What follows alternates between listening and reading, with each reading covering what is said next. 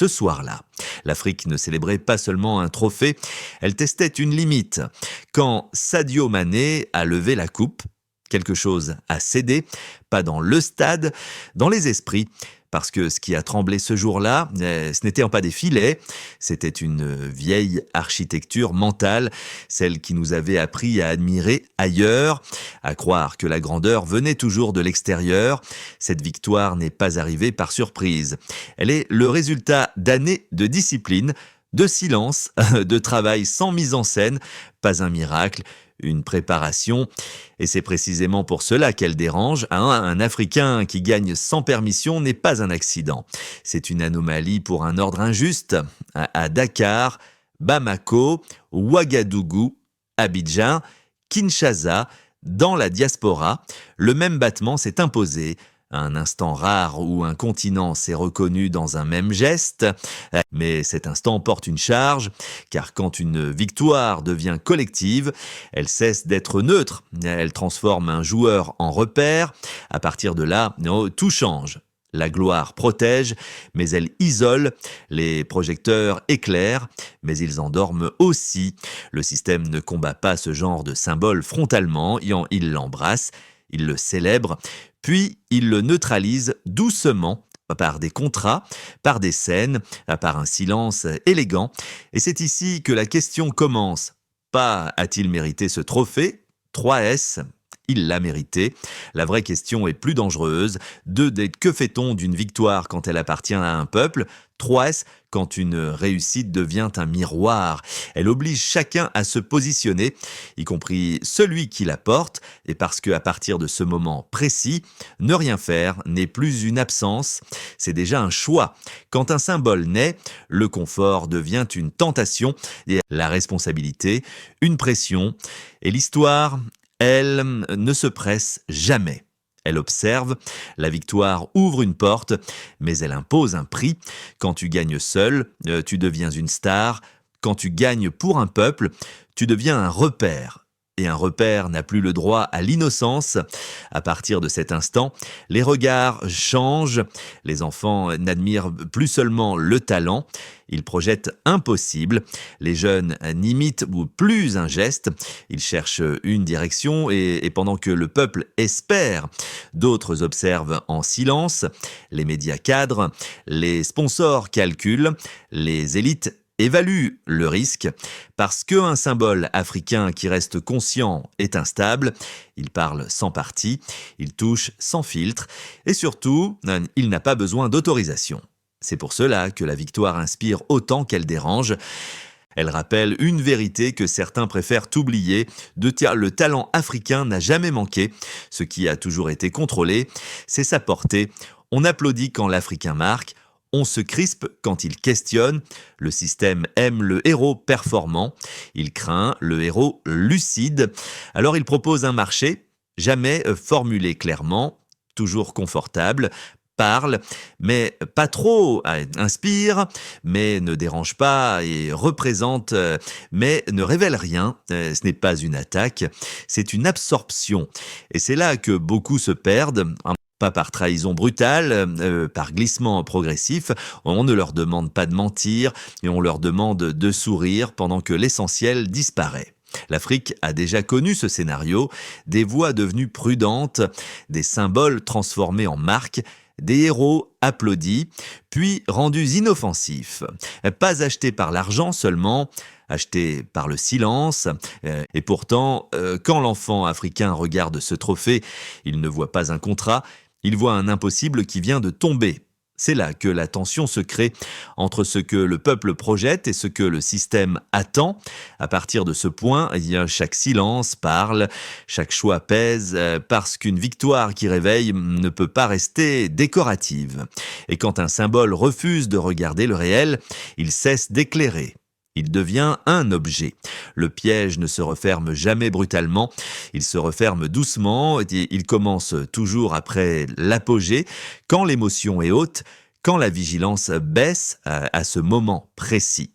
Le système change de tactique, il ne combat plus, il entoure, on invite, on célèbre, on récompense, et surtout, on réécrit le rôle. Le champion devient une image, le symbole, une marque, la voix, un outil contrôlé.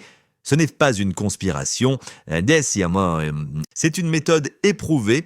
L'Afrique ne perd pas seulement ses ressources. Elle perd ses héros après leur plus grande victoire, parce que le pouvoir le plus efficace n'est pas celui qui interdit, c'est celui qui endort. On ne dit pas tais-toi, on dit reste positif. On ne dit pas ne parle pas d'injustice. On dit ce n'est pas le moment. Et à force de reporter le moment disparaît. C'est là que le silence devient dangereux, pas comme une trahison violente, mais comme une trahison confortable. Quand un Africain gagne et refuse de regarder son peuple, son silence devient un message qui normalise l'inacceptable. Quand le succès est présenté comme une fin, la conscience devient optionnelle. Et pourtant, l'histoire montre toujours la même chose. Les colonisations les plus durables ne sont plus militaires, elles sont mentales, elles laissent briller, mais pas décider, elles laissent jouer, mais pas transformer. C'est pour cela qu'un sportif africain conscient est une anomalie. Il parle à la jeunesse sans intermédiaire, sans parti, sans traducteur, et cette jeunesse écoute, parce que quand un politicien parle, on soupçonne, c'est-à-dire quand un champion parle, on entend. C'est précisément ce pouvoir-là que certains veulent neutraliser, pas par la censure, par la saturation, plus de scènes, plus d'hommages, moins de profondeur, jusqu'à ce que le symbole se dissolve dans le bruit. À ce stade, ne pas mentir ne suffit plus, ne pas regarder devient une position, et quand le silence est applaudi, il cesse d'être neutre. Il faut dire une vérité que beaucoup préfèrent maquiller. Le sport n'a jamais été neutre, on a voulu nous faire croire que le terrain devait rester silencieux, que le stade devait être coupé du réel, que le jeu devait divertir pendant que le peuple endure, mais l'histoire ne fonctionne pas ainsi. Chaque fois qu'un peuple s'est relevé, il y avait un corps en mouvement, un symbole visible, un espace où la dignité reprenait forme. Quand un Africain court sur un terrain, il ne court jamais seul, il court avec une mémoire, avec des chaînes invisibles, avec des attentes accumulées, et quand il gagne, ce n'est pas seulement une victoire sportive, c'est une victoire psychologique à la CAN 2025, ce qui a été battu ce jour-là. Ce n'était pas seulement un adversaire, c'était un poison ancien, le poison de l'infériorité. Pendant des décennies, on a répété les mêmes phrases aux deux, c'est-à-dire talentueux mais indisciplinés, fort physiquement mais instables, passionnés mais pas sérieux, sans discours, sans slogan, par le travail et la constance. Ces mensonges ont été détruits. Et c'est là que le silence devient ambigu, parce que le silence aussi parle. Il rassure ceux que la victoire inquiète, il apaise ceux que la conscience dérange. Ne rien dire après avoir gagné, ce n'est pas rester en dehors, c'est laisser d'autres parler à ta place. Et souvent, ils parlent pour maintenir l'ordre. On dira tout va bien. L'Afrique avance. Et regardez ce trophée. Mais un trophée ne remplit pas une assiette et il ne soigne pas un malade. Il ne construit pas un avenir. À ce moment précis, le symbole devient un écran émotionnel derrière lequel l'injustice continue. Et c'est pour cela que la neutralité devient impossible. Quand une victoire élève des millions de regards, refuser d'élever la conscience revient à la laisser retomber. Le sport peut réveiller ce que la politique a endormi, mais seulement si ceux qui portent le symbole acceptent d'en assumer le poids. À partir de ce point, le discours ne peut plus rester individuel parce que le symbole ne concerne plus seulement celui qui gagne, il concerne ceux qui l'utilisent. À chaque victoire africaine, ils sont là, sourire prêt, drapeau levé, discours de fierté nationale calibré. Mais quand le stade se vide, quand les caméras s'éteignent, quand l'émotion retombe, ils disparaissent. Soyons honnêtes, trop d'élites aiment le symbole mais fuient la responsabilité. Elles aiment dire regardez nos champions, mais elles évitent de dire regardez nos écoles, regardez nos hôpitaux, regardez notre jeunesse sans avenir. La victoire arrange, elle permet de masquer, de temporiser, de différer les comptes. Un trophée devient un alibi, il y a une preuve artificielle que tout va bien. Mais une victoire sportive ne peut pas cacher éternellement l'injustice politique, l'échec économique, la dépendance organisée. Un trophée ne nourrit pas, un trophée ne soigne pas. Un trophée ne structure pas un avenir et pourtant, on voudrait que le peuple s'en contente, un moment de joie, puis le retour au silence. Mais le peuple n'est pas dupe, il sait reconnaître la célébration sincère de l'exploitation émotionnelle, il sait quand on l'utilise pour produire de l'adhésion sans changement, c'est ici que le symbole devient dangereux, parce qu'il révèle une fracture. Quand un champion parle, on écoute. Quand un politicien parle, on doute. Et c'est précisément pour cela que certains préfèrent que la parole reste sur le terrain. Ils ne veulent pas entendre les questions. Pourquoi tant de talents partent-ils? 3. Pourquoi les championnats restent-ils pauvres? 3. Pourquoi la jeunesse rêve-t-elle d'exil? 3. Ces questions dérangent, elles exposent des renoncements, des complicités, des lâchetés organisées. Utiliser la victoire d'un fils du peuple sans changer la vie du peuple est une trahison propre, souriante, applaudie. À ce stade, la victoire devient un miroir. Elle montre ce que l'Afrique peut produire quand le talent rencontre la discipline, mais elle révèle aussi ce que certains refusent de faire malgré le pouvoir qu'ils détiennent. Le peuple n'a pas besoin de slogans, il a besoin de cohérence, de courage, de vérité. Et parfois, la vérité n'arrive pas par les institutions.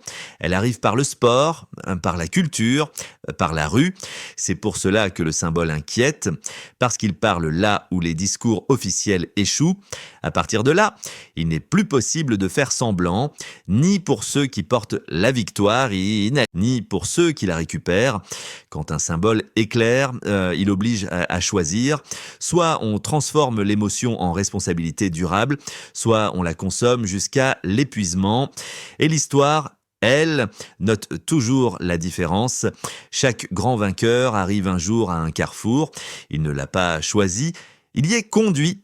D'un côté, la légende confortable, l'argent, la paix médiatique, les hommages permanents, une vie sans vagues, sans ennemis visibles. On applaudit ton passé à condition que tu te taises sur le présent. De l'autre côté, l'héritage courageux. Il ne promet rien, ni sécurité, ni tranquillité. Seulement une chose, la cohérence. Ce chemin attire la pression, les critiques, les tentatives de récupération, est-ce parfois même l'isolement, mais il produit autre chose, quelque chose que l'argent n'achète pas, le respect silencieux des peuples et la reconnaissance tardive de l'histoire. L'histoire ne se presse pas, elle observe, elle attend et puis elle tranche. C'est ici que beaucoup se trompent. Ils croient que le silence protège. En réalité, il classe quand un symbole refuse de regarder le réel. Il est rangé, archivé, neutralisé. Il devient une décoration et une décoration ne dérange jamais. Personne n'a le droit d'imposer un sacrifice à un autre. Personne n'a le droit d'exiger l'héroïsme. Mais chacun a le devoir de comprendre ce que ses choix produisent parce que chaque silence fabrique un futur. À ce niveau, ne pas parler n'est pas une absence de position, c'est une position stratégique. Et ce que l'on tait construit autant que ce que l'on dit. Un champion conscient n'a pas besoin de crier, il n'a pas besoin d'attaquer, mais il ne peut pas mentir, pas en disant que tout va bien quand la dignité manque, car la gloire est un bruit, la conscience est une voix, et dans le bruit, beaucoup se perdent, mais ceux qui écoutent encore ne sont jamais oubliés. Quand, dans 30 ans, un enfant prononcera ce nom, il n'entendra pas seulement un palmarès, il entendra un choix. Et l'histoire se souvient toujours de ceux qui ont parlé quand ils n'y étaient pas obligés. À ce point du récit, la question ne concerne plus un homme, elle concerne une génération.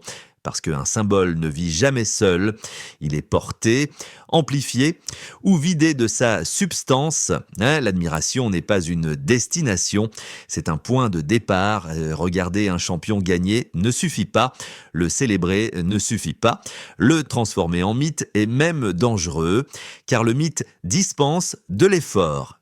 Il crée l'excuse, lui a réussi, soi-disant pas moi. C'est ainsi que l'espoir se transforme en attente et l'attente en immobilité. Or, aucune victoire ne remplace le travail. Aucune image ne remplace la rigueur et aucun héros ne peut vivre à la place d'un peuple. Ce que cette victoire montre, ce n'est pas un raccourci, c'est une méthode. La réussite n'est pas un miracle. C'est une habitude de discipline, de constance, de préparation mentale. Le sport ne récompense pas toujours le plus talentueux, il récompense le plus stable, le plus rigoureux, le plus préparé. La vie fonctionne de la même manière, le système est souvent injuste, mais l'indiscipline est toujours fatale. Maintenant, c'est ici que la responsabilité se déplace, du symbole vers ceux qui le regardent.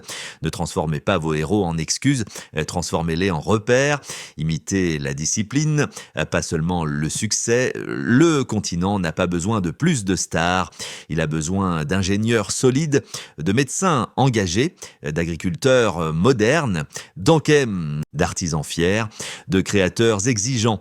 Une victoire consciente ne vaut que par ce qu'elle déclenche.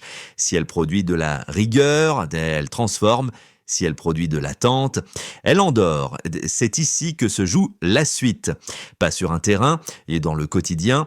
Chaque génération décide si elle applaudit l'exception ou si elle élève le niveau. Et ce choix-là ne dépend d'aucun trophée. L'Afrique ne manque pas de symboles. Elle manque de continuité.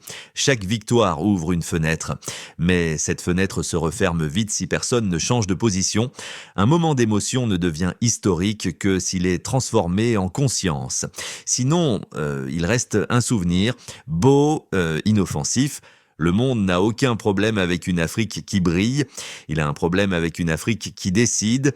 C'est là que tout se joue, car les dominations les plus solides ne reposent plus sur la force, elles reposent sur l'habitude, sur l'acceptation, sur le silence confortable.